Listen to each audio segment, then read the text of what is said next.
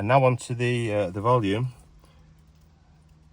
Nice black cover there for it to match the rest of the car. I think it looks a lot better. So this is what 5 Spurs have got.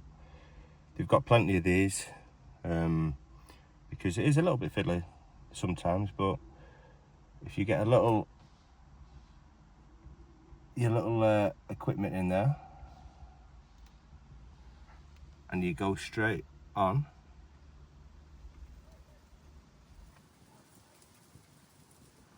just like that.